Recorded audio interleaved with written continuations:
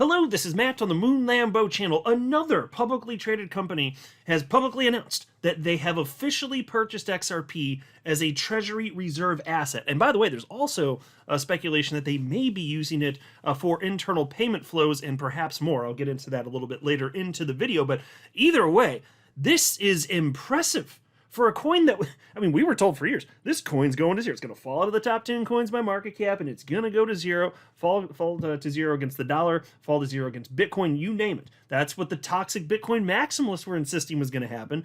Yet what actually has happened is XRP received regulatory clarity. It's certainly not a security. The war on crypto ended. We now have a level playing field in the United States and the world of crypto. And gosh darn it, wouldn't you know it, XRP is excelling, absolutely thriving in that environment.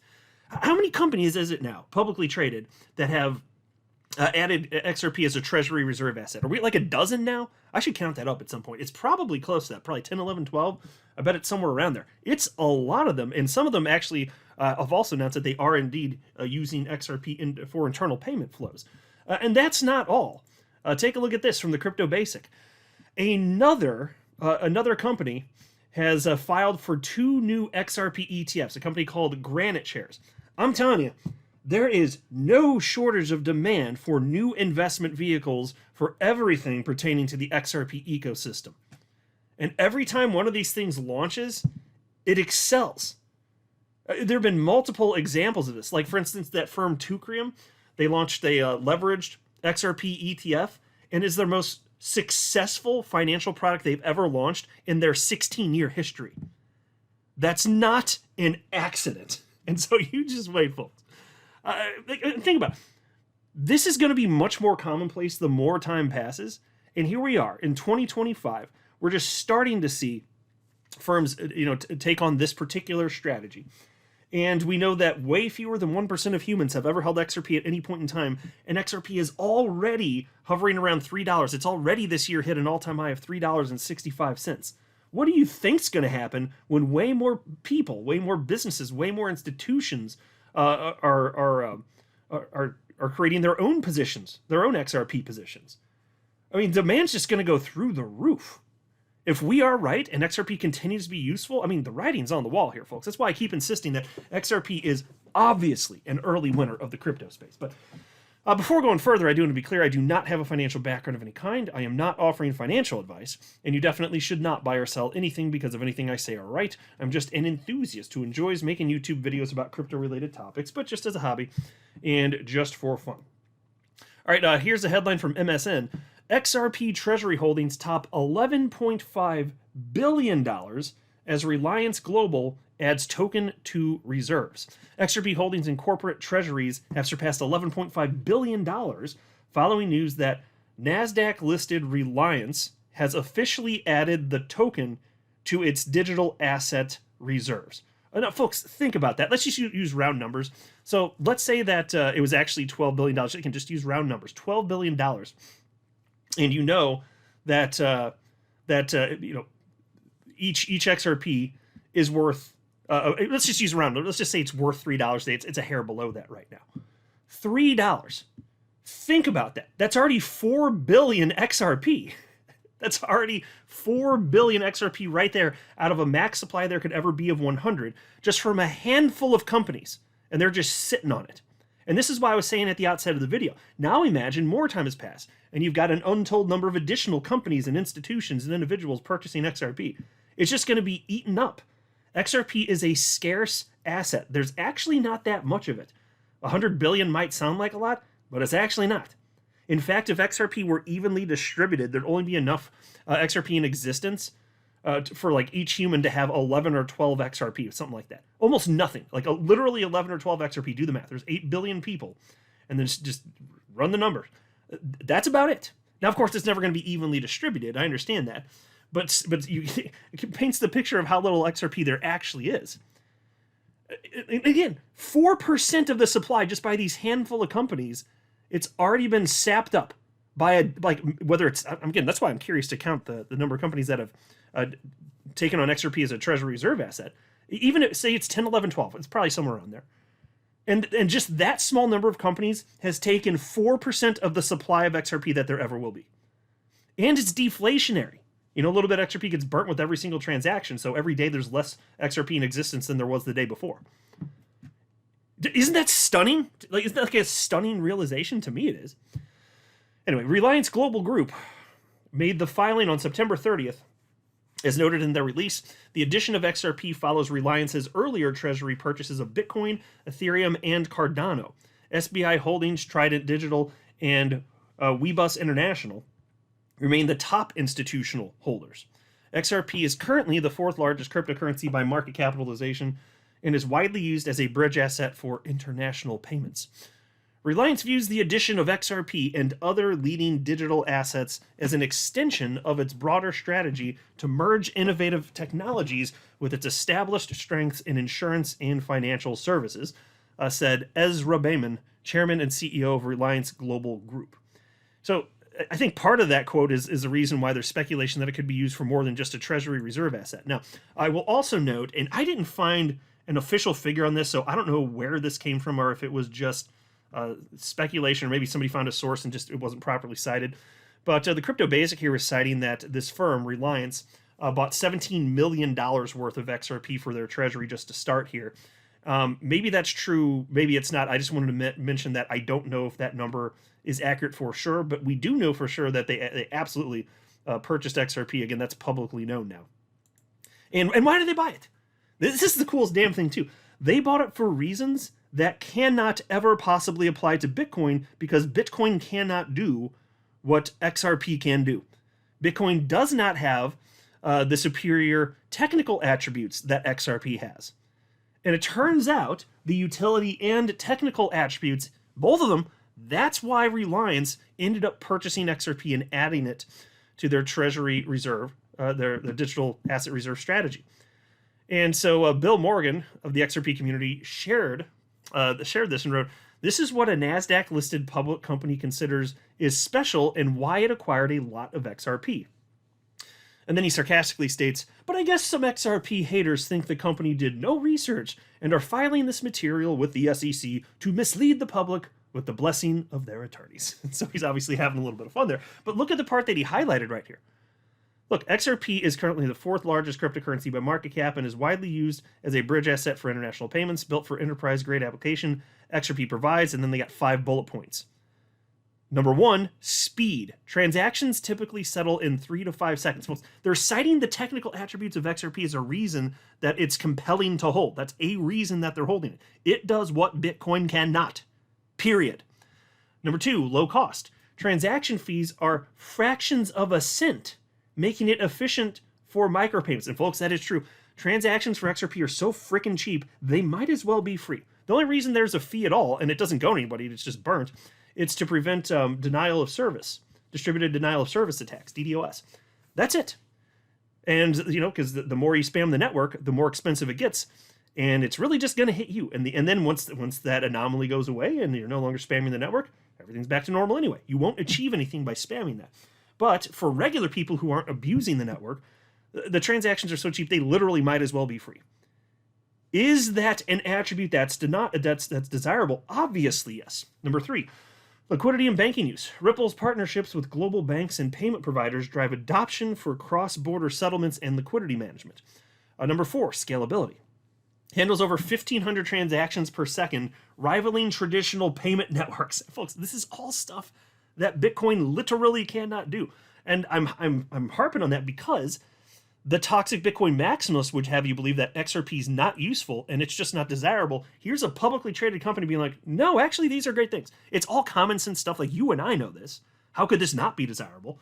But toxic Bitcoin maximalists live in this fantasy land where they just parrot these stupid ideas enough to each other. I think some of them may start to believe it. But to think that none of this matters? Get the hell out of here. Number 5, energy efficiency.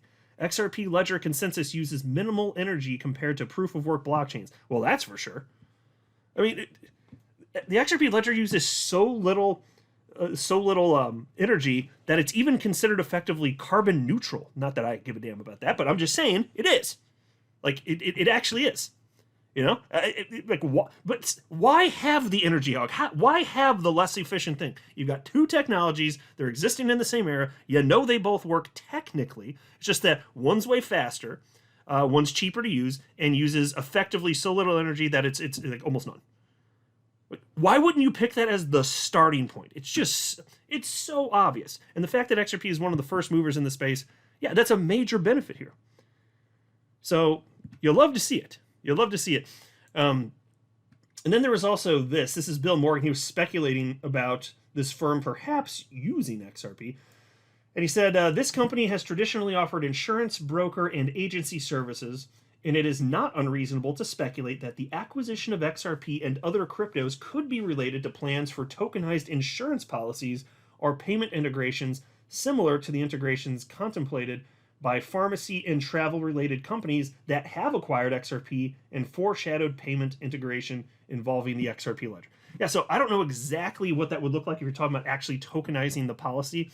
I would be very curious if they end up going that route to seeing exactly what that looks like. But he is right that there are other firms that absolutely are utilizing XRP itself. And here's an example of that. This is from August 15th, 2025. Logistics debuts XRP payments for independent U.S. pharmacies. So this is a firm that bought XRP, but is using it too. Thousands of U.S. pharmacies can now settle prescription drug payments in cryptocurrency through a new blockchain-based system running on XRP Ledger. The system was developed by Logistics Health, a prescription drug distributor and digital prescription routing provider for more than 6,500 pharmacies, in partnership with pharmaceutical software firm XRP. According to the companies, the system enables pharmacies to pay for products and move funds while recording all payments on the XRP ledger and offering an alternative to traditional bank transfers for wholesale drug purchases. Now, folks, why would they do this? Obviously, because it simplifies things. I mean, anywhere there's a middleman, frankly, for any industry, anywhere, you should ask if you can be replaced by blockchain technology. If you are one of the middlemen, you should ask if that's the case. Think about the efficiencies that are picked up here. Transactions that are so cheap, like I keep saying, might as well be free. So fast, they're real time effectively. And so little energy used. All of this here. Yes, that just seems like an obviously better way to do things. And they have figured that out. And they are pushing for it, and this has been implemented. Independent pharmacy owners are far more forward-thinking than many realize, Logistics CEO Brian Norton said. They see the power of blockchain and understand how transformative this will be as it scales across the industry. Logistics says the system meets healthcare and financial rules, including HIPAA privacy requirements and anti-money laundering laws. And so, folks, by utilizing the XRP ledger and XRP, you pick up efficiency. Even if that, right there, that's enough right there for this to make sense. And that's absolutely what's happening. And then you have this, because there's no shortage of genuine, just truly organic interest in XRP. This is the headline from the Crypto Basic. Granite Shares files for 2 new XRP ETFs. Here's when they could go live. Global ETP issuer Granite Shares has filed with the US SEC seeking approval to launch 3x leveraged ETFs tied to XRP. In an October 7th filing, the company seeks to introduce 2 new leveraged XRP ETFs, dubbed the Granite Shares 3x Long XRP Daily ETF and the Granite Shares 3x Short XRP Daily ETF. Notably, the products will provide investors with exposure to 3 times the daily performance of XRP, potentially magnifying losses and gains by a factor of 3. To put this into perspective, if the price of XRP drops by 33.3% in a single day, investors in the Granite Shares 3x Long XRP ETF could lose their entire investment. Conversely, investors in the 3x Short XRP ETF could lose everything if the price rises by 33.3%. Okay, and so I personally, and I'm talking just for myself now, have no interest in this. On a personal level, I am never going to use levered products. But it doesn't matter what I want. There are people out there who are adults that get to make their own damn decisions, even if I think they're silly-ass decisions. They get to do this, and if they want to use leverage and bet in this highly risky way in an asset class that's already highly risky, go ahead. I want people to be able to make their own adult decisions, whether they're good decisions or bad decisions. And so even though I'll never use a product like this, it doesn't mean that they shouldn't be allowed to. And there's sufficient quantities of humans out there that want this type of product, not just for XRP, but for all sorts of coins. I'm way more interested in seeing spot XRP ETFs ultimately get approved, because those are backed by actual XRP. But either way, this is good for the broader XRP ecosystem. All it does is going to expand the reach and make it more visible to people around the world, even if to whatever degree. I'm not saying this is the end-all be-all, but it's another thing. So the more things like this, just in general, I'm like, yeah, let people do whatever they want. Give them the freedom to do this. I'm never gonna, but there's huge demand for this. This article even goes on to talk about Tucreum, which I mentioned earlier in the video. They launched a levered XRP product, and that was the one that I mentioned, where it's their most successful product launch in their 16-year history. So there's definitely demand for this. There's no question for it. But that's also why I say, as soon as you have multiple spot XRP ETFs, get ready, because I think that it's going to shock a lot of people in terms of just the degree to which they're adopted early on. It's certainly coming here. So I'm definitely more excited for that. But either way, is this not a clear signal that there is organic demand for this type of product? It's so freaking obvious. XRP is an early winner of the crypto space, period. You have this happening. You have multiple publicly traded companies that have launched XRP as a treasury reserve asset. Just 1 year ago, that would have sounded like Fantasyland stuff. If you told a toxic Bitcoin maximalist that, hey, actually within the next year, there's going to be probably close to a dozen publicly traded companies that are going to hold XRP as a treasury reserve asset, they would mock you. They'd laugh at you. They'd say, no, if anything, it's just going to be Bitcoin. Bitcoin will be the one that'll be held. And they'd be wrong. Not about Bitcoin specifically, it's being held as well by all sorts of companies, but the fact that there are this many companies already, this early on, holding XRP, that's the part where the toxic Bitcoin maximalists would be wrong, because they suffer from a terrible affliction of XRP derangement syndrome. But we are right. It could not freaking be more obvious. So I think we're really in store for something special here as this market cycle wraps up and ultimately these spot XRP ETFs get approved. I mean, it's coming. As far as I'm concerned, it's effectively a 100% certainty that you're going to get them approved this year, no less. It's a good time to be an XRP holder. I'll just say that. I'm not a financial advisor. You should not buy or sell anything because of anything I say or write. That would be a very, very, very bad idea. Until next time, to the moon, Lambo.